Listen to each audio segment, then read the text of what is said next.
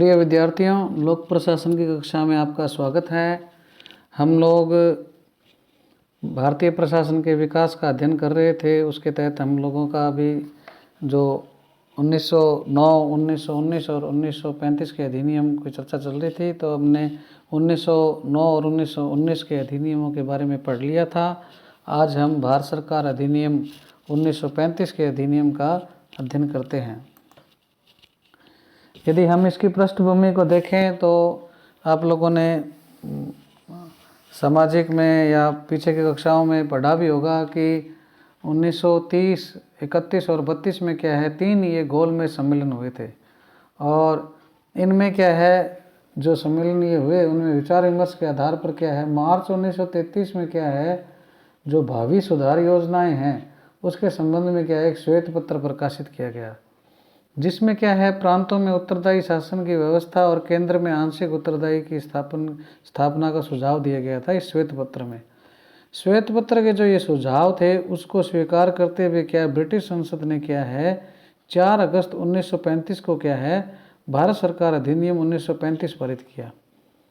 भारत के लिए तैयार संवैधानिक प्रस्तावों में यह क्या है, ये अंतिम और सबसे बड़ा जटिल दस्तावेज माना जाता है। और इसमें क्या है, कुल 321 अनुच्छेद, 10 अनुसूचियाँ, 14 भाग।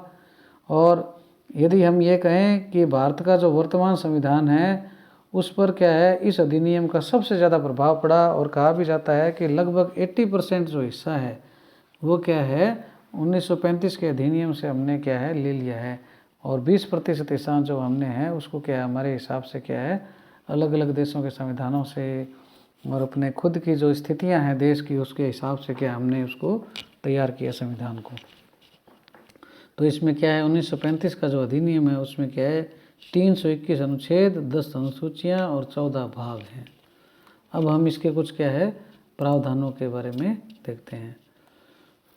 तो इसमें पहला प्रावधान जो है वो है अखिल भारतीय संघ की स्थापना। यह 11 ब्रिटिश प्रांतों, 6 कमिश्नरियों जो चीफ कमिश्नर थे और उन देशी रियासतों से मिलकर होना था जो स्वेच्छा से इसमें शामिल हों। अर्थात देशी जो रियासतें थी उनको क्या है यह छूट दे दी गई थी कि वो चाहे तो भारतीय संघ में शामिल हों चाहे न हो। परंतु ब्रिटिश जो प्रांत थे, 11 प्रांत थे, इनको क्या है संघ में शामिल होना जरूरी था और देशी रियासतों का ऐच्छिक था। इसलिए क्या है ये जो प्रस्ताव है अखिल भारतीय संघ का क्या है, ये प्रस्ताव फलीभूत नहीं हो सका, अर्थात लागू नहीं हो पाया या मूर्त रूप हकीकत में ये क्या है आ ही नहीं पाया।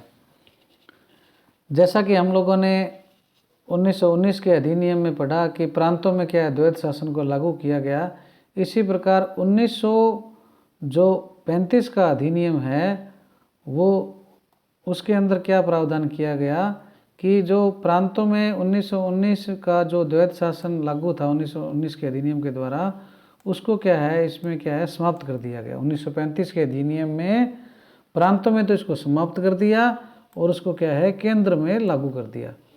और केंद्रीय प्रशासन के जो विषय हैं उनको जैसे प्रांतों में आरक्षित और हस्तांतरित विषय थे वैसे इसमें भी कर दिया। और जो आरक्षित विषय हैं, रक्षित विषय हैं, उनका प्रशासन जो है वो गवर्नर जनरल अपनी परिषद की सहायता से करता था तथा अपने कार्यों के लिए क्या है भारत सचिव के माध्यम से ब्रिटिश सरकार के प्रति क्या है वो उत्तरदायी था। हस्तांतरित विषयों का जो प्रशासन है वो गवर्नर जनरल अपने मंत्री परिषद की सहायता से करता था जो विधानसभा के प्रति उत्तरदायी थी। तो इस प्रकार से क्या है प्रांतों से हटाकर केंद्र में क्या है द्वैत शासन को 1935 के अधिनियम में लागू कर दिया गया। अगला जो इसमें प्रावधान किया गया 1935 के अधिनियम में वो था प्रांतीय स्वायत्तता।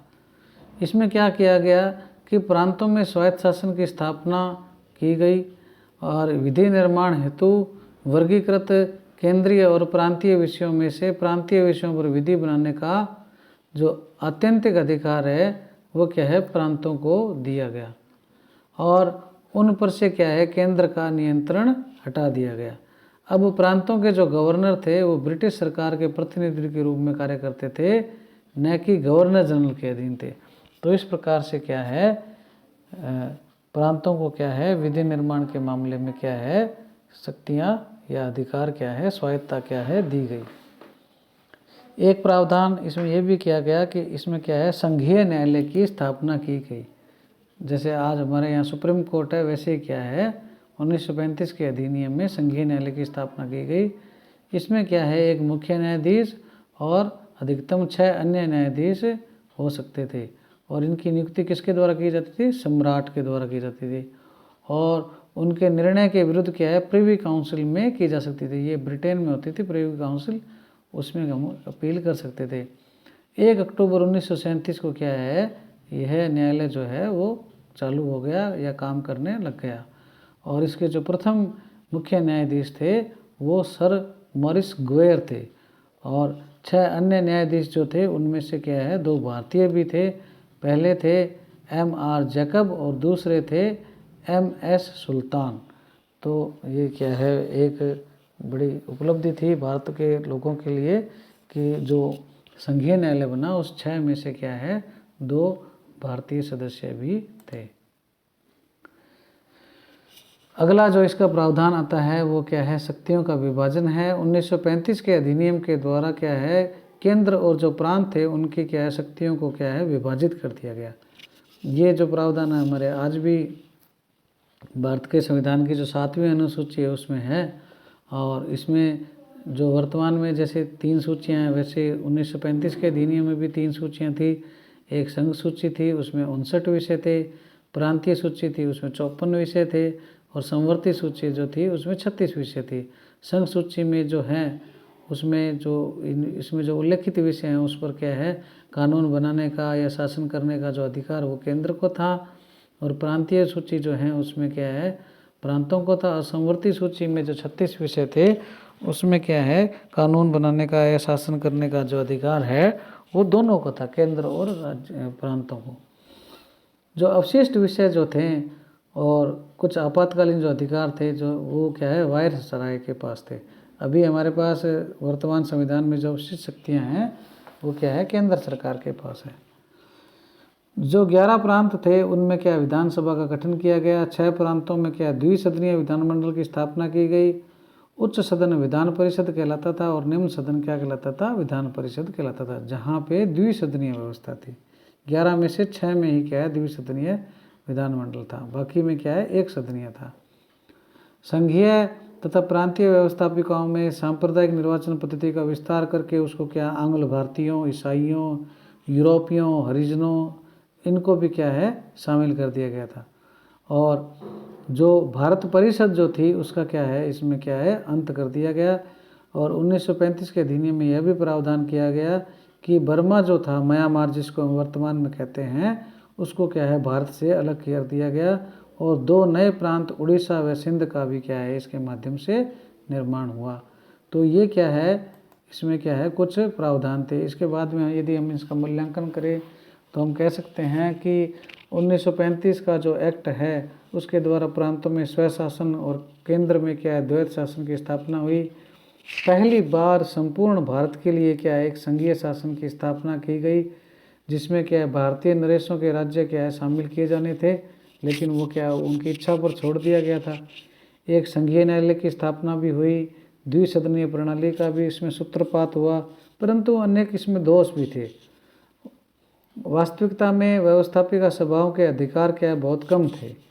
इसी प्रकार भारतीय मंत्री, गवर्नर जनरल और गवर्नरों के विशेष अधिकारों के कारण क्या थे, बिल्कुल अशक्त थे। सांप्रदायिक निर्वाचन प्रणाली पहले की तरह ही विद्यमान रही और उसमें क्या है, और विस्तार भी किया गया। इसके अलावा उसमें कोई ऐसा प्रबंध नहीं था जिससे क्या है, भारतीय गवर्नर जो हैं वो भारतीय मंत्रियों की सलाह को मानने के लिए बाध्य होते। इस प्रकार प्रांतीय स्वशासन की स्थापना केवल नाम मात्र के लिए थी और एक सीमित क्षेत्र में क्या है, भारतीयों को क्या स्वतंत्र अधिकार क्या है, नहीं दिए गए थे।